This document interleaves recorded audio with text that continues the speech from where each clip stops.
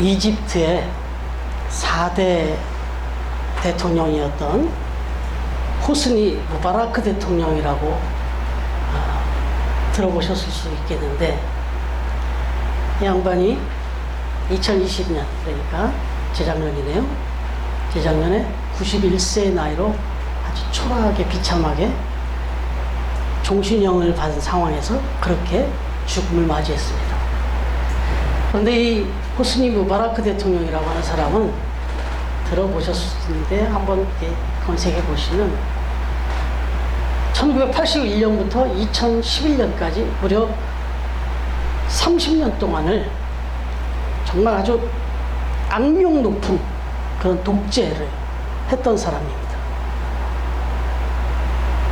그런데 이 독재를 하고 정말 이집트의 그 애굽의 그 역사적으로 봐도 애굽의 역사라는 것이 한번 정권을 이렇게 잡으면은 거의 종신하듯이 이렇게 했던 그런 역사들이 있다 보니까 지금 시대착오적인 생각을 갖고 그렇게 독재를 했던 거예요. 그런데 안타깝게도 제스민 혁명이라고 하는 아프리카에 당시에 제스민 혁명이라고 하는 2010년에 티니지 혁명이라고도 이렇게 불려지는데, 이 혁명이 일어난 거예요. 안 되겠다.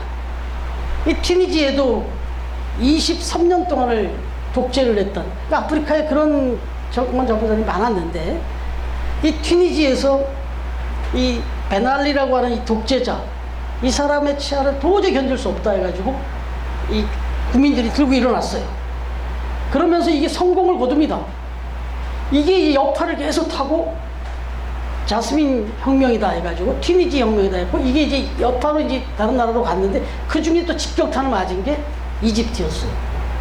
그래서 이 이집트의 이 호스니 무바라크 대통령도 거의 30년째를 하고 왔는데 그대로 타격을 받은 것입니다.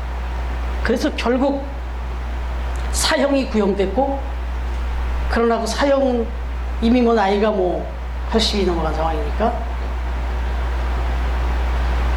큰 의미가 없으니까 그냥 종신형으로 그렇게 된 거예요. 그래서 결국 그렇게 죽음을 맞이한 겁니다. 그럼 그 당시에 이 이집트의 이 혁명이 쿠데타죠. 일어났을 당시에 그 카이로의 복음교회라고 있었는데, 이슈러프 슈그라고 하는 목사님이 그 한참 혁명이 진행되고 있을 때 인터뷰를 했어요. 근데 뭐라고 했냐면, 무바라크 대통령의 권력은 이건 신과 같다. 지금 일어나고 있는 이 사태는 이집트 내 기독교 성도들이 수십 년 전부터 기도한 기도의 응답이 지금 이루어지고 있는 것이다. 이렇게 이야기를 했다는 거예요. 그만큼 이 무바라크 대통령의 이 독재의 그 치하가 엄청났던 거예요. 그래서 기독교인들이 그렇게 열심히 수십 년을 기도했는데 그 결과가 이제 지금 나타나고 있는 거다. 이렇게 말하고 있죠. 여러분, 이 세상에 독재자들이 뭐 무바라크만 있겠습니까? 뭐 베날리만 있겠냐? 정말 많은 사람들이 또 그동안에 계속 거쳐왔어요. 독일의 히틀러는 뭐 대표적인 사람. 그런가 하면 저 이라크의 사담 후세인, 또 인도네시아의 수하르토, 이분도 33년 동안이나 어마어마한 그런 악명 높은 그런 통치를 했다고 알려져 있습니다. 그런데 한 사람 더 좀 소개를 하면, 루마니아의 차우세스크라고 있죠.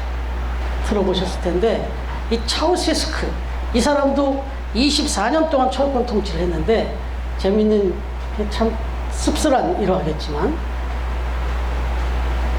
북한을 방문한 적이 있다네요, 차우세스크가. 근데 그때 방문을 해가지고 김일성 주석궁을 방문하게 됐는데, 그 김일성 주석궁을 보고 너무 감통을 받고 감탄을 했다네요. 그래서 돌아가갖고 자기네 나라에도 이거 이상의 아주 정말 어마어마한 궁을 지었다네요. 참 그런 사람들한테는 그런 것밖에 안 보이는 것 같아요. 그래서 그렇게 자기의 그 철권 그 득점치를 계속해서 그냥 누리고 강화해 보려고 했었는데, 이 뭐 국민들이 결국 때가 되니까 또 일어나는 거예요. 그래서 이 들고 일어나는 걸 막아보겠다고, 여러분 들어보셨죠? 관제대모라고. 관제대모라는 게 있어요. 일부러 이 동요가 일어날 것을 파악하고 먼저 데모대를 일으키는 거예요. 정부에서 사람을 심어가지고 먼저 데모를 일으키는 거예요. 역데모죠, 일종의. 그래서 그 사람들이 슬고 올라오는 것을 원천 봉쇄하려고 하는 어용 데모대를 만들어서 그렇게 해서 그걸 막아보려고 했는데, 웬걸 이 관제 데모대에 참여한 사람들조차도 이건 아니다 해가지고 이 사람들이 돌아서 버렸어요. 그러자 군부도 돌아서 버리고, 그래가지고 결국은 차우세스크는 헬리콥터를 타고 도망을 갔으나 결국 붙잡혀 와가지고 1989년 그것도 성탄절에 그의 부인과 함께 부동산 보는 앞에서 직결 처형을 당했다고 그렇게 전해지고 있네요. 검색을 해보니까 그 사진이 나와요. 처형받기 위해서 흘려나온 두 부부의 사진이 나오는데 그렇게 비참하고 처참할 수가 없더라고요. 여러분, 이게 인간이 뭔가를 누려보려고 그러고 그 세상의 어떤 권력이나 영화를 자기 것이냐. 정말 이 사람들은 또 진짜 자기가 신인 줄 알아요. 내가 없으면 절대 이 나라는 돌아갈 수 없다라고 이렇게 또 생각을 해요, 또 실제로. 그런데 여러분, 그런 분들의 말로가 얼마나 비참한지는 뭐 더 설명할 필요가 없겠죠. 결과적으로 말씀드리고 싶은 것은, 이 사람들의 공통적인 죄악이 있다면 신의 영역에까지 올라간 거예요. 인간의 한계를 인정하고 자기가 할 수 있는 역할까지 하되, 또 물러날 때는 물러날 줄 알아야 되는데, 자기가 마치 신인 양, 자기가 마치 하나님인 양, 결국 하나님의 영광, 하나님의 자리까지를 넘은 거예요. 이런 사람들은 역사가 심판하지만 그 역사는 히스토리예요. 하나님의 역사라고. 결국은 그렇게 끝나게 돼 있어요. 여러분, 이러면 누가 지금 생각나요? 누가 지금 생각납니까? 바로 이 얼마 몇 킬로 안 떨어진 저 위에 김정은 정권이 생각나지 않습니까? 지금 어떻게 지금 3대까지 왔다고 지금 그럴지 모르겠지만 아슬아슬해요. 말씀하고 드렸지만 최근에는 전혀 보이지도 않던 경호원이 따라다니더만요. 뭐가 불안했는지. 뭐 불안했겠죠. 일본의 아베 총리가 쓰러지는 모습을 봤죠. 지금 돌아가는 정세가 만만치 않죠. 자기들 지금 나라가 또 피폐하죠. 국민들 여론도 분명히 그 북한 국민들도 여론이 좋을 리는 없을 것이고, 여래저래 지금 불안한 것 같아요. 근데 한 가지 분명한 것은, 빨리 돌이키지 않으면요, 아마 21세기 지금 정말 마지막 남은 최악의 독재자라고 생각할 수 있다면 최악의 상황으로 죽을 것 같아요. 최악의 모습으로 죽을 것 같아요. 이거 빨리 정신 차려야 되는 거죠. 여러분, 이게 정치만 그런 게 아니에요. 경제로 와보면 세상은 넓고 할 일은 많다. 엄청난 슬로건을 걸고 책도 내고 글로벌 경에 문을 열었던 분이 있어요. 고 김우중 회장님, 그리고 대우건설, 대우자동차, 뭐 정말 잘 나갔었잖아요. 그런데 이게 또 어느 날 보니까 그냥 이슬처럼 사라지네요. 그리고 저도 드론을 봤어요. 20세기 기적이라 이렇게 여겨졌던 리비아 대수로 공사. 이거 뭐 한번 찾아보시면 되니까 제가 더 연락하는데, 이런 일을 이루어냈었던, 찬사를 받았던 동아건설이 또 그냥 쓰러졌어요. 근데 이거 뭐 열거 하면 뭐 한도 끝도 없습니다. 여러분, 잠언 16장 9절은 정말 이렇게 우리에게 경고합니다. 그리고 분명히 교훈합니다. 사람이 마음으로 자기의 길을 계획할지라도 그의 걸음을 인도하시는 이는 여호와시니라. 뭐 정치를 논했고 경제를 논했지만 우리 인생의 개인적인 삶까지도 전반을 아우를 때 이 말씀은 진리입니다. 하나님이 하신 말씀이에요. 여러분, 그렇습니다. 우리가 정말 열심히 살아야 돼요. 정말 투쟁도 하고 전쟁도 하고 정말 내 용맹도 보이고 내 능력도 보이고 그렇게 노력해서 얻어야 돼요. 그런 경쟁 사회를 살고 있고. 그런데 정말 말씀을 통해서 하나님이 우리에게 들려주시는 음성은 노력하지 말라가 아니에요. 그 노력이 다라고 생각하면 큰일 난다. 그 노력보다 더 큰 게 있다는 거예요. 그게 뭐냐? 하나님의 은혜라는 거예요. 하나님의 섭리라는 거예요. 하나님의 도우심이라는 거예요. 여러분, 크리스찬들 아니어도요, 사실은 다 이렇게 인정하고 살아요. 세상 사람들이. 정말 내일 일은 아무도 몰라요. 정말 모든 프로젝트 다 준비하고 딱 그렇게 했는데 물건 부자로 사라질 때도 많고, 정말 준비도 제대로 못했는데 또 기가 막히게 벌어질 때도 있고. 그럴 때 이거를 우리는 이제 세상 사람들 뭐라고 얘기하죠? 운이 좋았다. 변수가 있었는데 그 변수가 딱 맞아 떨어졌다. 행운이다. 대박이다. 이렇게 말하죠. 여러분, 이게 이 양반들이 잘 뭘 몰라서 그러는데 성경에 이미 명백히 나와 있어요. 그것에 대해서. 그게 바로 하나님의 은혜예요. 그게 하나님의 도우심이라고. 근데 이걸 알면 그 다음을 계속 그 하나님의 은혜와 도우심까지 살아갈 수 있는데, 이게 하나님의 도우심, 하나님의 은혜인지를 모르기 때문에 대박 났다가 쪽박 타는 거예요.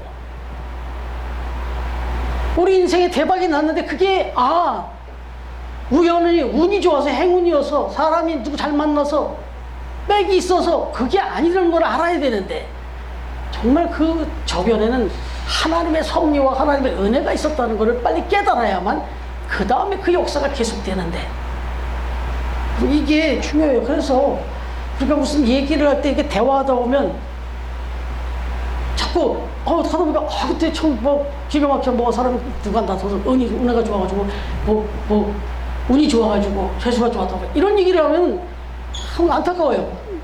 이 목회자 입장에서 특히나 본인이 너무 크게 벌어진 일이라 내가 생각도 못하게 벌어진 일이니까 그렇게밖에 표현 못하겠지만, 사실 그건 하나님의 섭리 가운데 있는 거예요. 하나님의 은혜예요. 빨리 깨닫는 게 진짜 은혜예요. 여러분, 오늘 말씀을 이제 좀 보시면 하나님의 영광을 자기가 가로채버리면서 자기가 진짜 신이라고 착각했다가 정말 비참하게 죽음을 맞이한 헤롯 왕의 이야기입니다.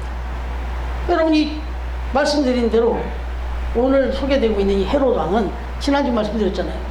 예수님 당시에 그 군림했던 헤롯 대왕, 그때 대왕이라고 그랬죠. 그 손자인 헤롯 아그리파 1세란 말이죠. 근데 이 헤롯 아그리파 1세가 그래도 상당히 그 강력한 권력을 행사했었다고 그렇게 알려지고 있어요. 그러면서 유대 지역에 이제 분봉으로 왔는데 계속해서 이제 자기 권력을 이제 쌓아가야 되는 입장이죠. 정치적으로 행동을 했고, 그래서 야고보도 죽이고 베드로도 잡았고 막 이랬던 사람 아니에요. 그런데 어떤 일이 생겼냐? 20절 말씀을 보니까 헤롯이 두로와 시돈 사람들을 대단히 노여워하니 그들의 지방이 왕국에서 나는 양식을 먹는 까닭에 한 마음으로 그에게 나와 왕의 침소 맡은 신하 블라스도를 설득하여 화목하기를 청한지라. 이렇게 나오네요. 이게 무슨 말인지 조금 이 말 갖고는 좀 설명이 안 돼요. 그래서 이제 그 배경 주석 같은 걸 좀 찾아보면, 역사서를 보면은 이 얘기가 나와요. 두로와 시돈은 저 지중해 연안, 이스라엘이 있으면 지중해 연안에 조금 유대 북쪽 항구 도시였다고. 두로와 시돈. 그런데 무슨 이유였는지 그건 거기도 나와 있지 않는데, 헤롯이 이 두로와 시돈 사람들에게 분노를 갖게 됐다. 뭐가 화가 난 일이 있었다네요. 그래서 공급해둔 식량을 다 중단해 버렸다 합니다. 그러자 두로와 시돈 사람들이 이거 죽게 생겼잖아요. 어떻게든지 헤롯 왕의 마음을 사야 되겠는데, 그래서 그 헤롯 왕의 그 침실을 맡았던 이 블라스도라는 사람을 매수해가지고 이 악한 관계를 풀어보려고, 어쨌든 이 사람을 매수해서 풀어보려고 했던 거죠. 그러던 중에 그 노력이 그렇게 지금 막 진행을 하고 이제 그렇게 하고 있는 중이었는데, 기회가 온 거예요. 헤롯이, 이 헤롯 아그리파 1세가 로마 왕자 글라우디오를 위해 그 축제를 이렇게 여는데 거기에 이제 참석하게 됐다는 걸 들었어요. 근데 그 참석하는 장소가 두로와 시돈 지역에서 가까운 가이사랴라는 곳이었다는 거예요. 그래서 그곳을 이제 방문하게 된 것을 들었어요. 그래서 이제 그곳에 가서 헤롯 아그리파가 나와서 이제 그 행사장에 나타날 거라는 걸 알고는 사람을 동원한 거예요. 두로와 시돈 사람들을 막 엄청나게 동원한 거예요. 그래서 그 행사장을 다 찾아간 거지. 그래가지고는 그 앞에서 이제 막 그 헤롯 왕만 지나가면 막 연호를 하는 거죠. 헤롯 왕만 지나가면 막 연호를 하고, 그리고 콘서트에 그 팬들 환호하는 거 못지않게 막 열광적으로 하는 거예요. 저 선거 유세장에서 그 지지하는 후보 나오고 막 난리 나잖아요. 그런 것처럼 막 한 거예요. 그러던 중에 효유라고, 개혁 한글 성경에는 효유라는 말이 써 있는데 일장연설을 한 거예요. 그 모여있는 사람 앞에서 이제 순서가 되니까 헤롯 대왕이 나와가지고, 헤롯 이 아그리파가 나와가지고 연설을 하기 시작한 겁니다. 그러자 이제 연설이 시작되자마자부터, 나올 때부터 시작해서 연설이 시작되니까 와, 이건 사람의 소리가 아니다. 이건 신의 소리다. 이렇게 막 극찬한 거예요. 이게 지금 이 내용이 그겁니다. 그렇게 이제 막 엄청나게 환호를 하고 열광을 한 거예요. 여러분, 이렇게 나오니까 그 두로와 시돈에 대한 그 미움이 있었던 사람이지만, 이게 뭐 두로와 시돈 사람들인지 뭔지 이게 구분이 잘 됐을지 모르겠지만, 이거 훅 올라간 거예요. 그러더니 진짜 내가 정말 신의 위치에 있다라고 착각을 하기 시작한 거예요. 그래서 그 영광을 자기가 이제 더 이제 또 그렇게 거만하게 그렇게 행동을 했던 거죠. 근데 오늘 말씀은 어쨌든 이걸 다 압축해가지고 딱 잘라서 들어갑니다. 그래서 그 영광이 올라오니까 신의 소리다라고 막 영광이 올라오는데, 그거를 그대로 진짜 자기가 신인 것처럼 받아들였더라. 그래서 결국 그 헤롯 아그리파가 그냥 벌레 먹고 그냥 그 자리에서 죽어버렸다. 그렇게 나와요, 오늘 말씀이. 근데 상당히 압축된 거예요. 여러분, 이것을 그래서 역사학자 요세푸스가 또 좀 그때 상황을 이렇게 풀어서 써놨어요. 한 번 더 읽어드릴게요. 이날 은실로 짜여진 화려한 왕복을 입고 왕자에 앉아있는 헤롯의 모습은 태양 아래 빛나고 있었다. 그가 일어나 백성들 앞에 연설할 때 수많은 사람들이 환호하며 신의 목소리라고 칭송을 했다. 그때 마침 올빼미 한 마리가 무대 기둥 위에 앉았는데, 헤롯이 그 올빼미를 보는 순간 복통을 일으키며 쓰러졌다. 그리고 그의 신하들이 예루살렘 왕궁으로 그를 옮겼는데 닷새 만에 숨을 거두었고, 죽기도 전에 그의 몸은 이미 썩어서 벌레가 들끓고 있었다. 이게 역사가가 기록하는 기록에 남아요. 오늘 말씀은 그냥 그런 걸 다 압축해서 딱 갔는데, 역사가가 그 자료에 의해서 기록을 남겼는데 이렇게 나왔어요.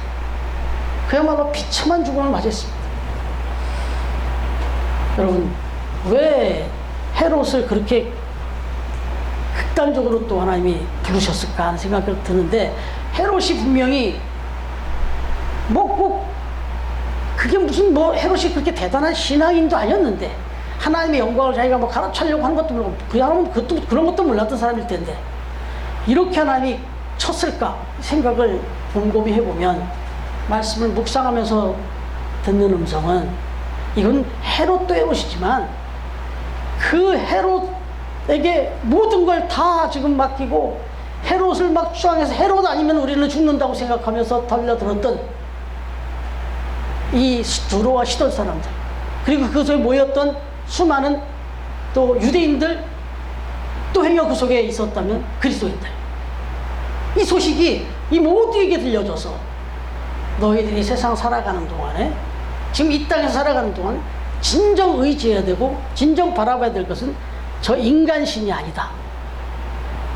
저 인간신이 저렇게 한 방에 저렇게 순식간에 비참하게 떠나가 보면 그렇게 부르시는 하나님이다 라고 하는 것을 분명히 보여주고 싶었던 거죠. 그래서 오늘 말씀은 다 생략하고 그냥 바로 절개하고 바로 들어가서 그렇게 죽었다고 그냥 나오는 거예요. 여러분, 그렇습니다. 우리가 인생을 살아가면서 정말 승승장구하기를 바라죠. 정말 그랬으면 좋겠잖아요. 그런데 승승장구하는 것보다 더 중요한 것은 그것을 내 성과로, 내 능력으로 생각하면, 자칫하면 거기에는 사실 양심적으로 들어가 보면 수많은 변수가 있었는데도 불구하고 내가 그걸 성공한 거거든요. 세상 사람은 재수가 좋았고 운이 좋았고 시대가 좋았어요. 코로나로 다 망하고 하는 동안도 그 중에서도 또 성공한 사람이 있잖아요. 그 사람들 자기 능력으로 성공했다 그러면 그건 큰 오산이에요. 정말 겸손해져야 되는 거예요. 그래야 또 다른 은혜가 있는 거죠. 그래서 저는 속담 중에 아주 신앙적인 속담이라고 생각하는 게 벼는 익을수록 고개를 숙인다. 정말 신앙적인 속담이 아닐 수 없어요. 여러분, 서두 영상에 보셨지만 빌리 그레함 목사님이 자신의 룰을 정했다고 하잖아요.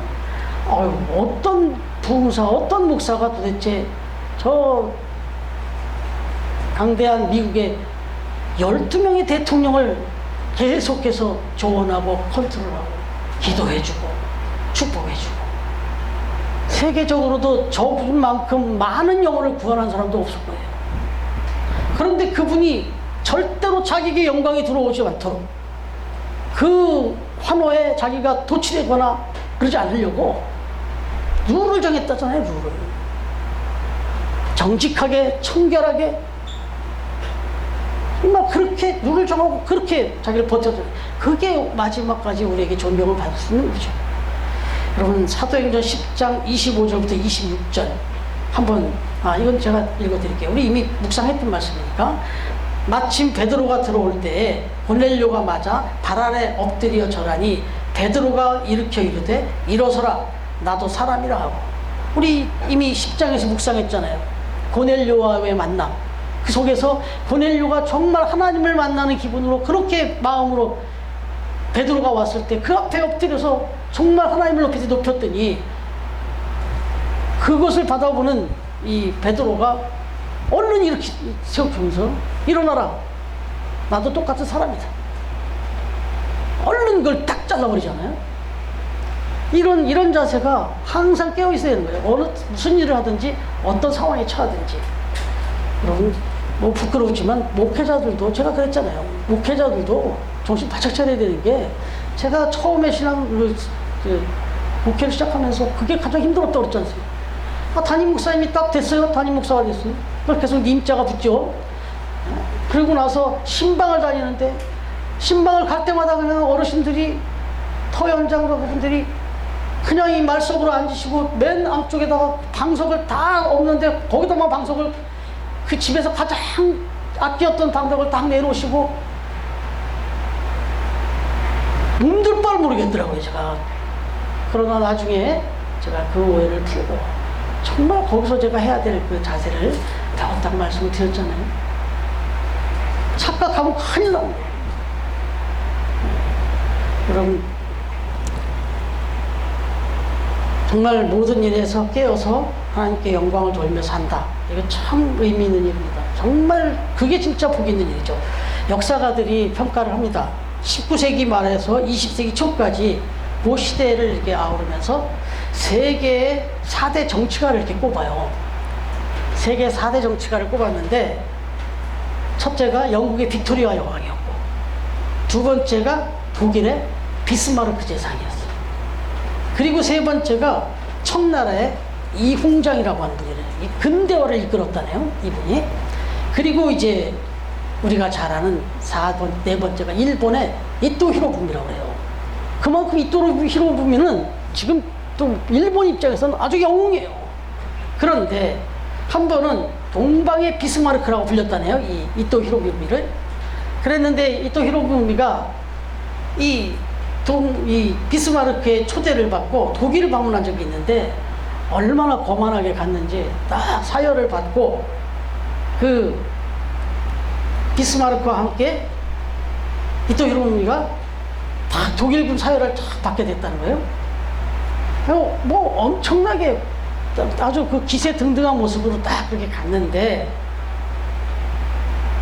비스마르크가 이토 히로부미에게 이런 말을 했다는 거예요.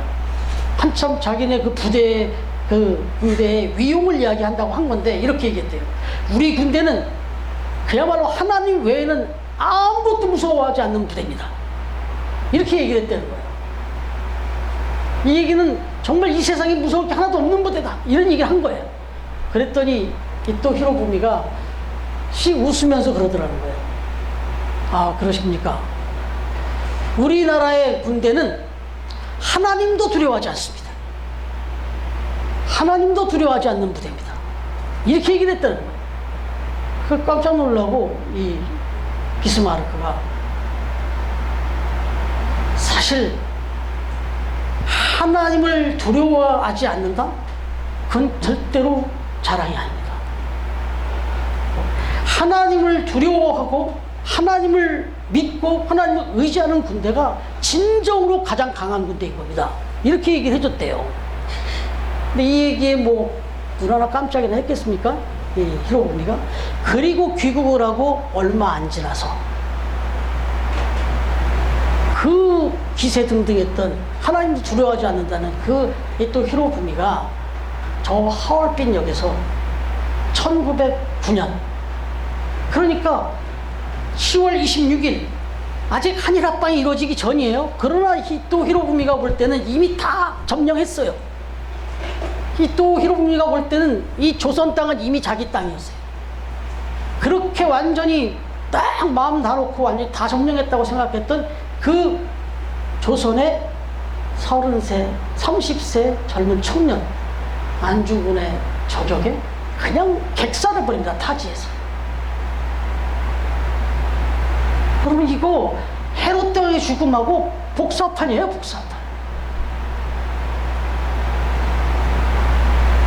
여러분 하나만 더 설명드리면 좀 긍정적인 이야기 하나 드리면 영국의 빅토리아 여왕 이 4대 정치가를 꼽는 것 중에 빅토리아 여왕이 있어요. 이 빅토리아 여왕은 매사에 하나님께 영광을 돌리는 그런 신앙이었던 것으로 잘 알려져 있죠. 기도예요. 그래서 국정의 모든 일을 기도로 시작하고 늘 하나님께 기도로 묻고 또 하나님의 뜻대로 그렇게 잘 다스렸던 그런 여왕이 빅토리아 여왕이에요. 그래서 한 번은 여왕의 신하가 하도 수시로 기도를 하니까 빅토리아 여왕이 그냥 수시로 기도를 하시니까 여왕에게 물었대요. 여왕께서는 하루에 도대체 몇 번이나 기도를 하시는 겁니까? 이렇게 물었대요. 그랬더니 이 빅토리아 여왕이 이러니 저는요 하루에 한 번 기도합니다. 그러더라. 이 신하가 무슨 소리야? 내가 본 게 벌써 몇 번인데 어떻게 제가 지켜보고 있는데 어떻게 하루에 한 번 기도한다고 말씀하십니까? 라고 이렇게 이야기를 했더니 그것은요 제가 아침에 일어나면 바로 기도를 시작합니다. 그렇게 해서 계속해서 하루 일과 중에 계속 기도합니다. 그러다 그 기도는 침소에 들어서 잠자리에 들 때 끝납니다. 그래서 저의 기도는 하루에 한 번입니다. 이렇게 얘기했다는 거예요. 저는 이 이야기를 접하면서 소름이 돋았어요. 여러분, 영국 국기를 아시죠? 유니언잭이라고 하죠. 유니언잭. 이 영국 국기를 보시면은 세 개의 십자가를 겹쳐놓은 거예요. 세 개의 십자가를 이렇게 돌려놓은 거예요. 이게. 유명한 성자 세 사람을 기르면서 해놨는데 어쨌든 국기는 십자가예요. 세 개의 십자가를 이렇게 겹쳐놓은 게 이게 유니언잭이에요. 그런데 당시에 유니언잭은 해가 지는 날이 없다라고 했어요. 유니언잭은 해가 지는 때가 없다. 유니언잭은 걸려있는 곳이 너무 많았기 때문에 해가 지는 적이 없었다는 거예요. 이때가 어느 때였어요? 이게 빅토리아 영시대예요. 가장 겸손하게, 가장 나약한 듯 눈을 뜨면 잘 때까지 하루에 한 번 기도를 그렇게 나라를 다스렸어요. 거기에 무슨 신적인 권위가 있고 무슨 교만이 있었겠어요. 그런데 세상에서 가장 영광스러울 때가 그때였다는 거예요. 가장 능력 있을 때가. 여러분, 지금 안타까운 건 제가 영국의 그 버밍엄에 서정일 선교사님 통해서 이 편지를 매달 받고 있는데 비참해요, 지금 영국이. 제가 뭐 축구를 좋아해서 그 프리미어 축구도 보고 그 손흥민 뭐 그 경기도 보고 하긴 하지만 거기 모여있는 사람들을 볼 때마다 안타까워요, 저는. 그 선교 소식을 접할 때마다 거기도 무슬림이 다 점령을 해버렸고요. 동성연애자들이 막 그 중요한 정부 요직에 다 올라가 있고요. 나라가 난장판이에요, 지금. 여러분, 꼭 어떤 문제가 있는데, 지금 영국이 40도가 넘어가지고요. 머리도 2번 감지 마라. 매일 감지 마라. 뭐 이런 얘기가 나와요, 지금. 좀 안타까워요, 안타까워. 여러분, 말씀을 정리하면 다른 방법 없습니다. 저와 여러분도 하루에 한 번씩만 기도하십시오. 아침에 일어나셔서 기도하세요. 그리고는 순간순간 무시로 기도하세요. 하나님과 대화하면서 돌아다니시면서 걸으시면서 일하시면서 때로는 하나님 도와주세요. 하나님, 이것도 이거 어려운 일이 또 없잖아요. 하나님, 이게 웬 행운입니까? 웬 은혜입니까? 이렇게 하루를 그렇게 하나님과 대화하면서 하루에 한 번 기도로 그렇게 하루를 보내보시라는 거죠. 거기에 무슨 교만이 있고 거기에 무슨 다른 죄가 있겠어요. 여러분, 이 관점에서 보면 저와 여러분의 삶은 다 하나님의 은혜예요. 하루에 아침 시작해서 저녁까지 기도를 살면 하루 종일 우리에게 벌어진 모든 것은 다 하나님의 섭리고 하나님의 능력이고 하나님의 은혜거든요. 그래서 사도 바울은 자기 일생을 다 통틀어서도 이렇게 기도를 이렇게 고백했어요. 같이 한번 찾아보시죠. 고린도전서 15장 10절.